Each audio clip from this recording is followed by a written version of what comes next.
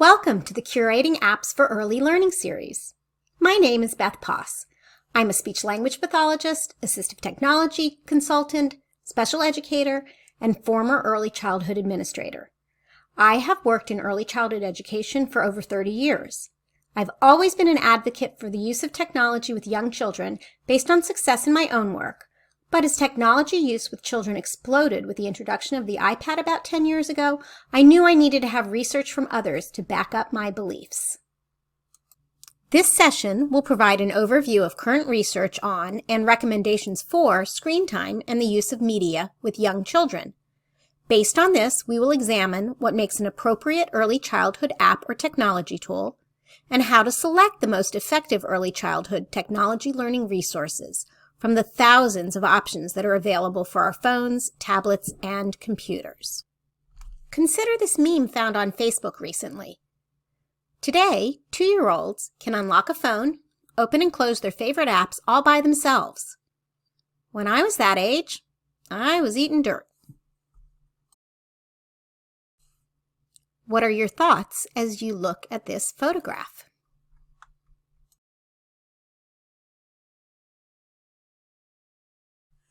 Reflect on these statements. Children under the age of 5 should have minimal screen time. Children 2 and under should have no screen time. Some screen time is okay, even for infants and toddlers. It does not matter how much screen time young children get. Whatever your thoughts are, we will come back to this idea in a bit. Technology and its impact on families has changed dramatically since the release of the iPad in 2010. What does this mean for parent-child interactions, peer and sibling interactions, independent child play, and access for children with disabilities? We are going to examine some policy statements and research regarding the use of technology with young children. This will include work from NAEYC, the American Academy of Pediatrics, the National Educational Technology Plan, and the Fred Rogers Center. In May 2018, the American Academy of Pediatrics came out with an amendment to its 2011 policy statement on media use by children younger than 2 years, which had indicated that there should be no media use by children under the age of 2. This was primarily reflective of passive television watching and was prior to the explosion of interactive media created for iPads and tablets that was aimed at young children. The statement from AAP included the following: make your own family media use plan. Treat media as you would any other environment in your child's life. Set limits and encourage playtime. Screen time shouldn't always be alone time. Be a good role model.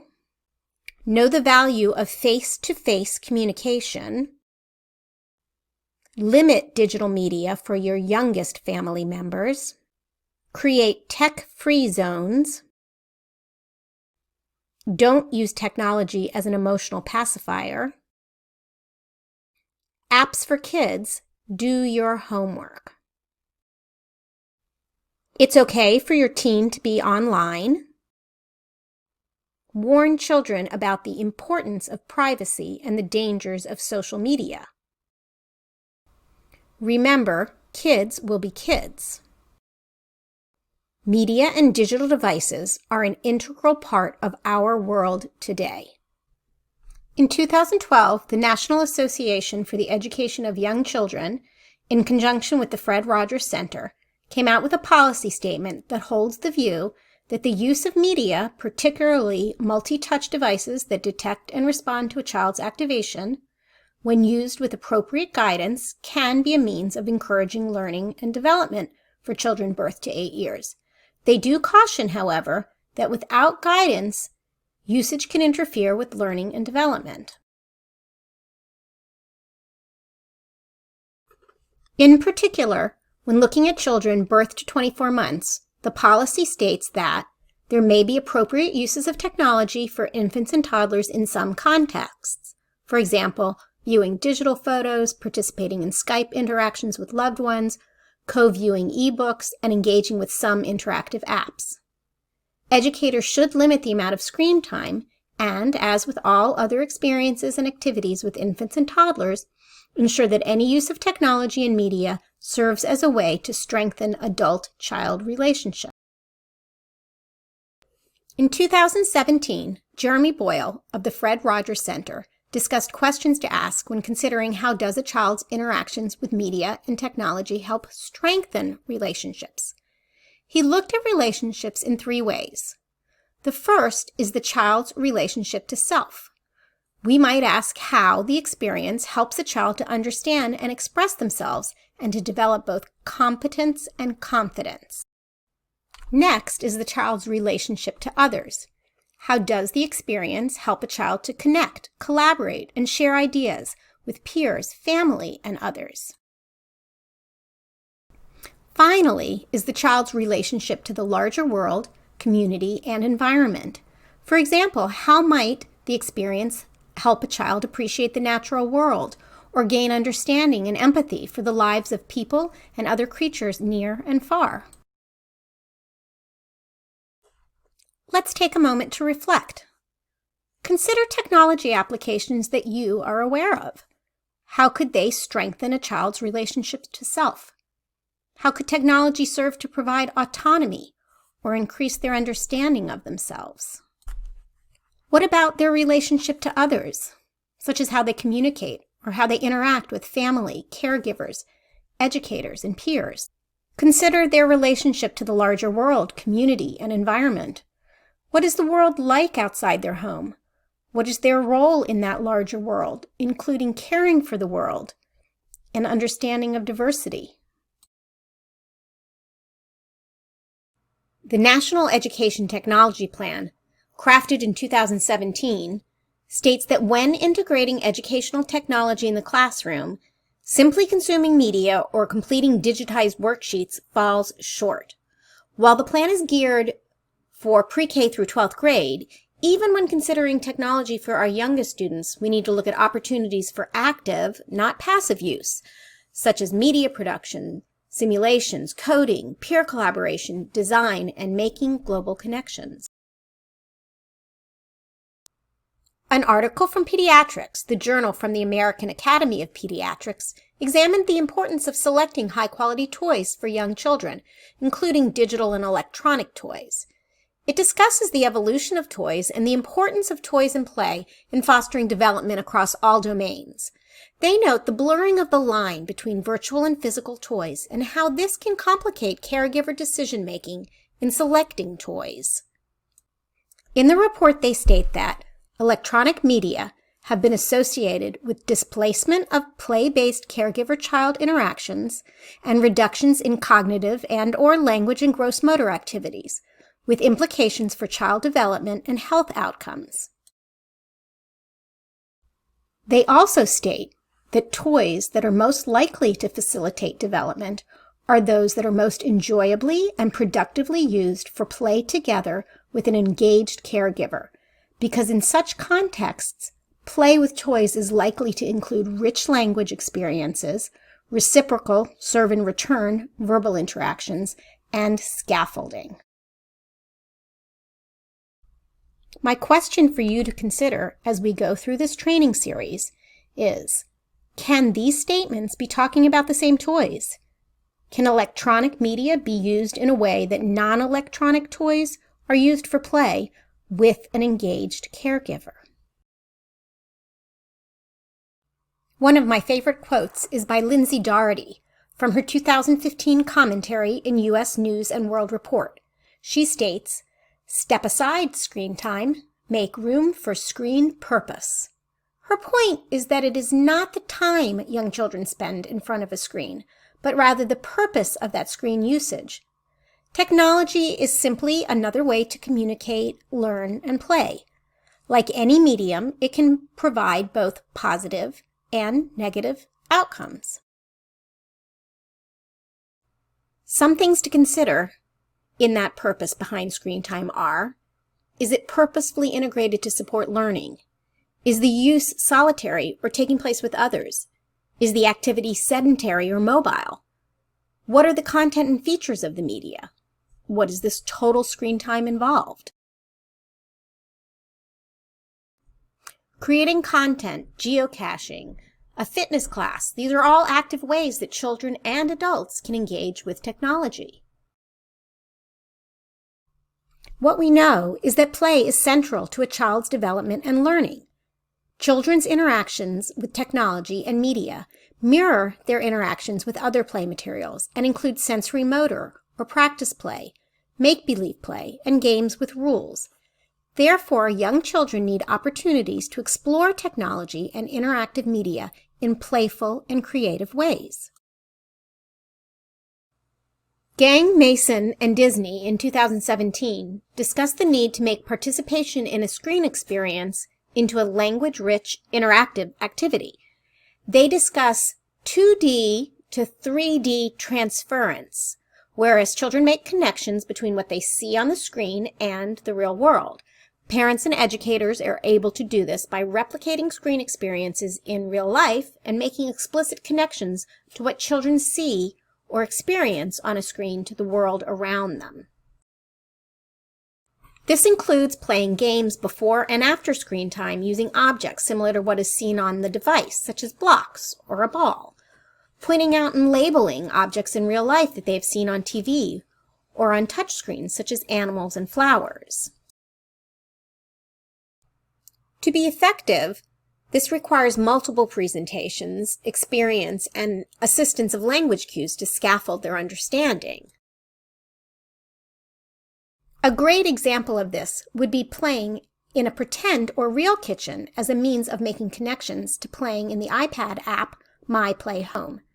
As a child plays with a game, discuss how these are things they do at home with parents or caregivers, or joke how it might not be a good idea to put the baby next to the dog food.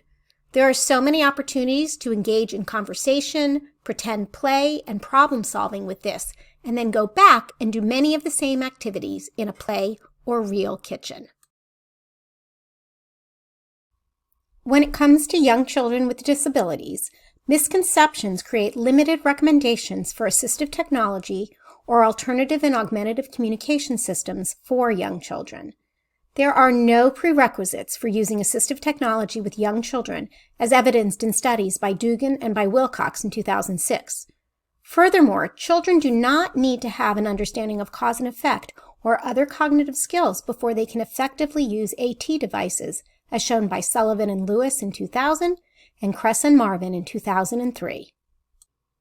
Ms. Straight, in 2004, discussed how the misconception that using AT means giving up on a child being able to learn to perform a particular skill independently is particularly harmful, since in reality, the lack of access to assistive technology can further delay development, while the use of assistive technology can be a bridge to developing a skill. Multiple studies suggest that the use of AT can significantly improve outcomes for infants and toddlers and improve both socio-emotional and pre-academic skills. There are literally thousands of so-called educational apps on the market. It is truly an avalanche. So how do you figure out what is an effective app for learning? Based on the research that we have discussed throughout this session, I have created a list of criteria that I apply when looking at an app. You can get to this list using the QR code here. I look for the following. The app is open-ended to support play and problem solving. There doesn't need to be a right answer or a correct way to play, and if there is, the answer should be found through exploration, not because of memorization of a fact. The app should promote literacy, language, and vocabulary development without drill and practice. It should include rich, engaging activities that invite a high degree of interactivity and control by the user. Even better if it encourages movement, either fine or gross motor. Look for an app that enhances and encourages interactions with adults or peers, rather than promoting simply solitary exploration. An app must be culturally diverse and free of stereotypes. It is critical that underrepresented groups see themselves reflected in the resources they use and that all children see the diversity that makes up our world. And of course, it should meet a developmental need. We're going to take a look at Dress Up from FishDogNet. So, we've got a little guy that we can do dress up with. Let's go ahead and put a shirt on him, and we could put a pants on him. If we want to change the shirt, we can go ahead and change the colors of things. We can give him different hair. We can give him glasses. We could put some shoes on him. And we could change those shoes if we wanted to, right? We can go on. Let's take a look here. And we have a girl, would appear. We can go ahead and get her dressed. If we want to change the color of her undergarments, we can do that. We can put a shirt on her. And a pair of shorts. And looks like we can even give her a superhero cape if we care to. We could do a little spelling. O W. I don't see another. I wanted to spell wow, but I can't do that, but that's okay. So we can keep going. Let's take a look. Oh, so we've got a guy in a wheelchair, and we could put some clothes on him. And we could change the color of that outfit if we wanted to. Looks like we've got some pants if we want to put on him as well. Don't really see them showing up. We've got we can do a little decorating to his medical equipment there, right? Let's keep going. And we've got this girl here, I'm going to assume. It's a girl, and again, we can get her dressed. We can change her clothes. We can put different outfits on her. And keep going. We've got a boy there, would appear. Another girl here with different clothes, right? Appears to be a guy that we could dress up like a superhero. Another girl with a tutu and a guy there.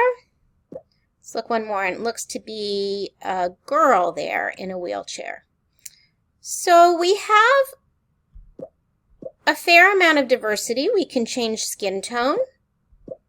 We have a fair amount of diversity as far as skin tone. We could change her hair color. We've got able body as well as children with disabilities in this. So we've got open-ended, correct? We have lots of opportunities for language with changing the colors and some problem solving and figuring out what we're going to do and how to do that. There's no right or wrong answers.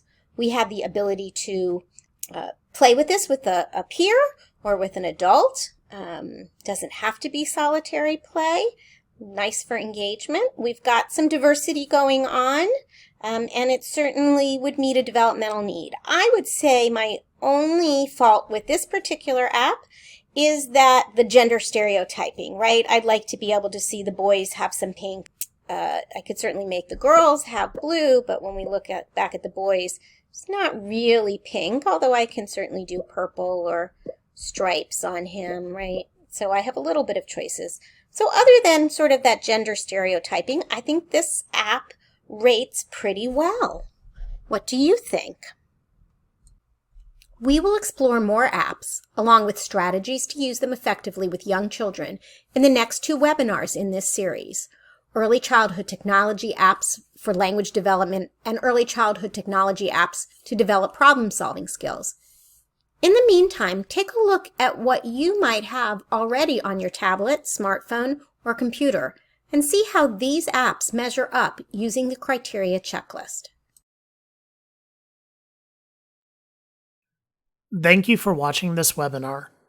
For more information on the ATP Education Program, please visit our website at atp.nebraska.gov or email us at atp.education@nebraska.gov.